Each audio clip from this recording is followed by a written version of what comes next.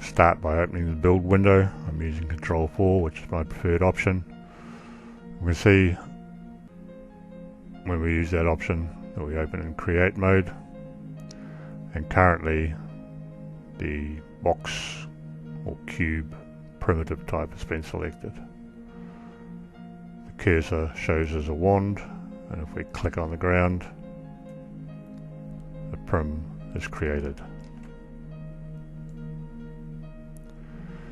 You can see now that the cursor has changed to an arrowed cross, and that's because we're now in move mode, and we have three handles representing the x-axis, the y-axis and the z-axis, along which we can move the Prim. If we hold the cursor over one of these axes, it highlights and enlarges,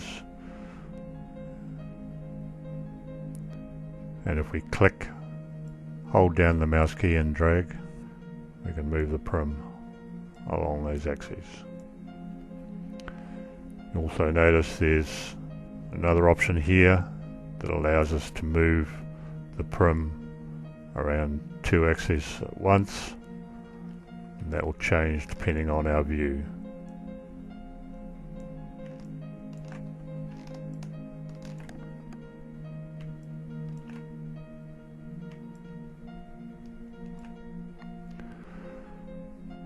If we look up the top, we can see the numerical positions of the Prim in relation to the sim, and if we move the Prim, we can see these change.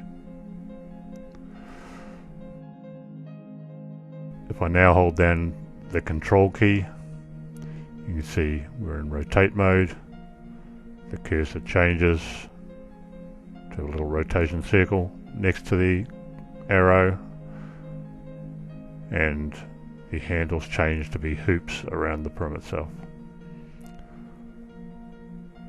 So we click and drag on any of these handles, you can see the Prim rotate around the particular axis that we're dragging around. The grey area here, it allows us to move the Prim around multiple axes. If I hold down Control and Shift, we're now in stretch or size mode.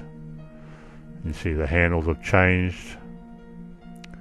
They've got little squares for each of the axes, and on the corners we've got these greyed out handles that allow us to resize proportionally across a number of axes. So I click and drag.